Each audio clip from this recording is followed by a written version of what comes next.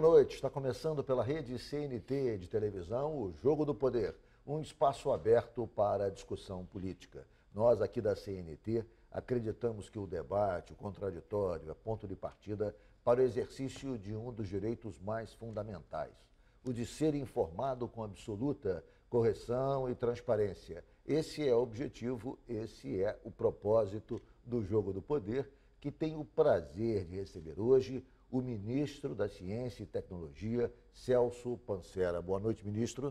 Boa noite, Ricardo. Boa noite a todos os ouvintes. É um prazer estar novamente aqui falando com vocês um pouco sobre política, um pouco sobre ciência e bastante sobre o Brasil. Prazer é nosso em recebê-lo para participar da entrevista. Eu convidei também Leandro Rezende, jornalista do jornal O Dia. Boa noite, Leandro. Boa noite, Ricardo. Boa noite, ministro. Obrigado mais uma vez pelo convite.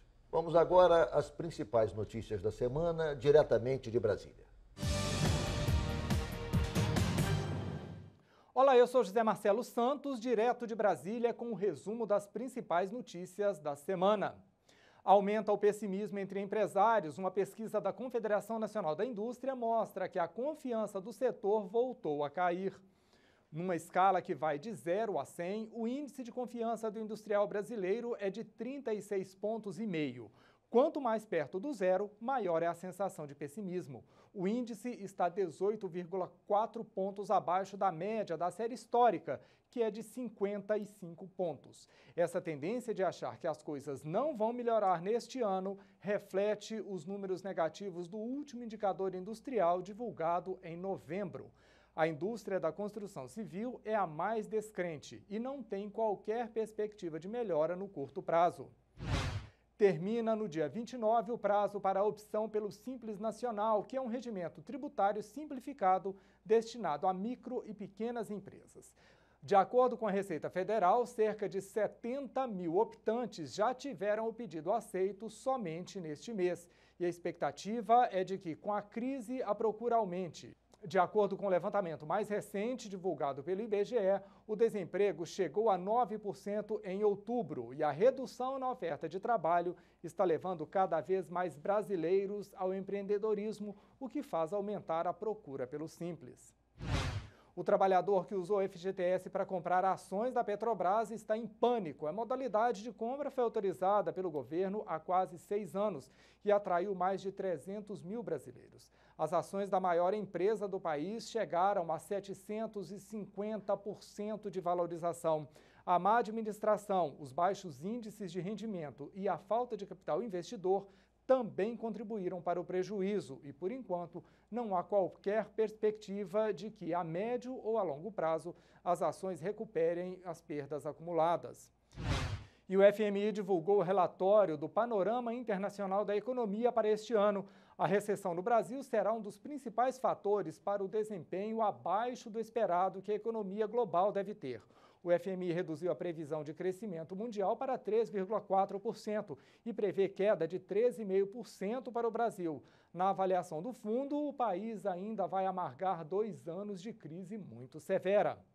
Eu vou ficando por aqui, mas te espero na edição nacional do Jogo do Poder Notícias. É na quinta-feira, às 11 da noite. Até lá!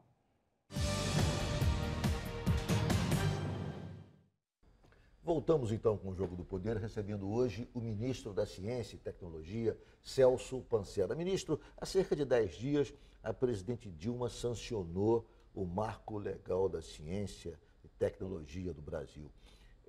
Me parece, grosso modo, que a sanção do Marco Legal, com todo o conjunto de regras que ele encerra, vai permitir uma proximidade maior, uma aproximação maior entre as entidades públicas e as empresas privadas envolvidas em pesquisas. Eu queria que o senhor confirmasse para mim isso e explicasse o que representa para o Brasil, para a ciência do Brasil, a sanção do Marco Legal da Ciência e Tecnologia.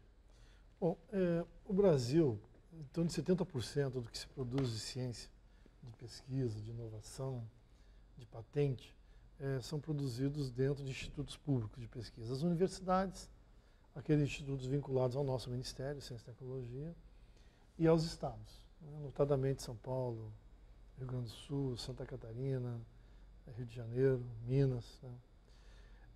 Então, o que acontece? a legislação amarrava muito essa relação entre empresa e instituição pública de pesquisa, o que atrapalhava muito a produção de patentes, de novos produtos no Brasil.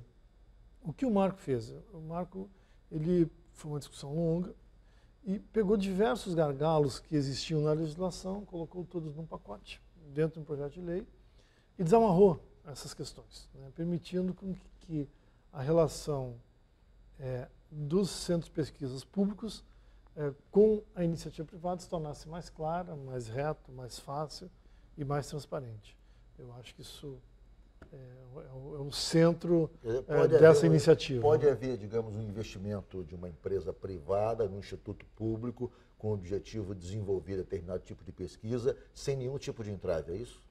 Isso, reduziu bastante os entraves. Eu vou citar um caso assim. Uma Universidade Federal tem o plano de carga e salários dela. O plano de carga e salários da Universidade Federal, ela inclui um item lá que é a dedicação exclusiva. Aquele professor que for só professor daquela instituição, ele tem um ganho a mais de salário para se dedicar única e exclusivamente àquela instituição. Uhum. E esse pesquisador, ele, professor, muitas vezes tem uma grande ideia, um grande projeto que ele pode pesquisar, transformar em produto, né? E produto é economia, produto é bem-estar, né? E ele não poderia trabalhar porque não tinha segurança jurídica de que aquilo iria, por exemplo, interferir... O capital intelectual. O capital intelectual, massa crítica. Iria interferir na progressão de carreira dele.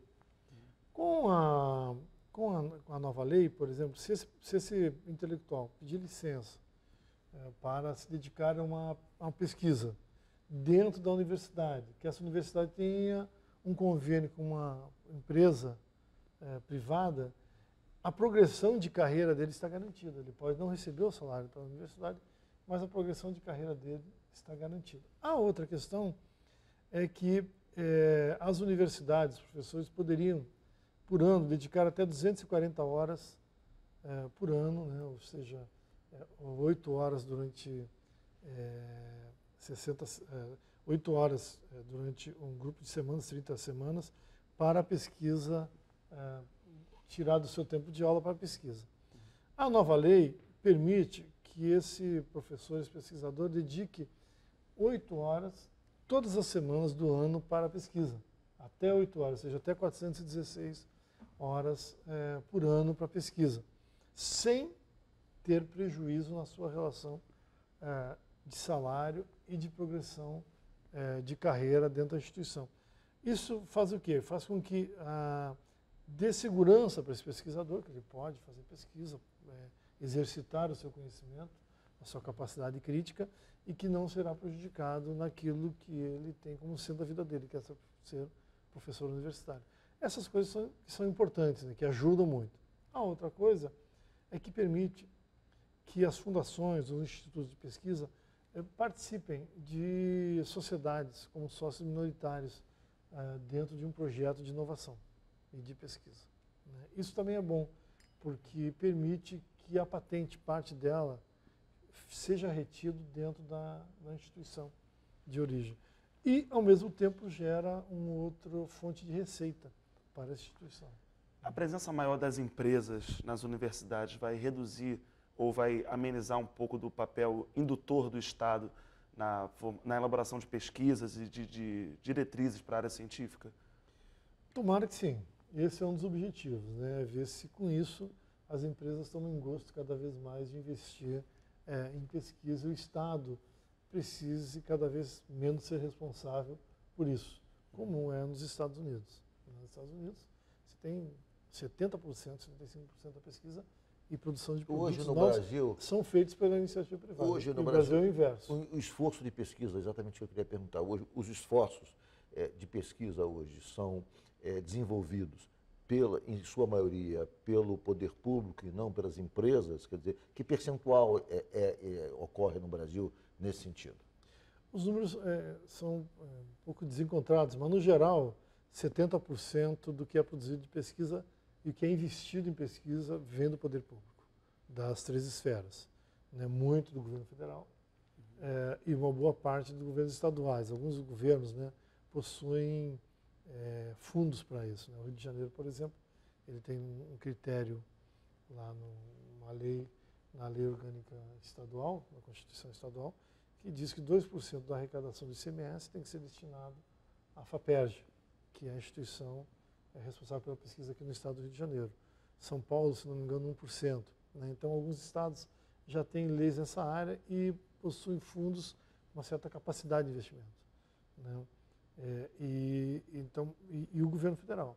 Isso é que movimenta amplamente o setor de pesquisa no Brasil. Ainda em relação ao marco legal, até que ponto ele facilita o ingresso de pesquisadores estrangeiros no Brasil? Porque isso também, às vezes, o visto era uma questão complicada, havia uma discussão, ou ele desentrava esse nó também? Desentrava isso, que é outro ganho, né? Você vê, você tem países, muitas vezes, recentemente a Europa estava em uma crise tremenda. E havia um conjunto de pensadores, intelectuais europeus buscando lugar para pesquisar, para trabalhar. Né? Quando caiu os estados socialistas do leste europeu, também a Rússia, a Alemanha Oriental, se tinha um conjunto de pensadores buscando outros países para exercitar seu conhecimento, continuar a pesquisa. E nós tínhamos esse entrave legal. Agora, o pesquisador pode ir para o Brasil em cima de um projeto, com prazo fixo, com tempo, e ficar no Brasil, produz, depois, se quiser retornar ao seu país de origem, pode. Eu vou fazer um rápido intervalo e o Jogo do Poder volta em 1 minuto.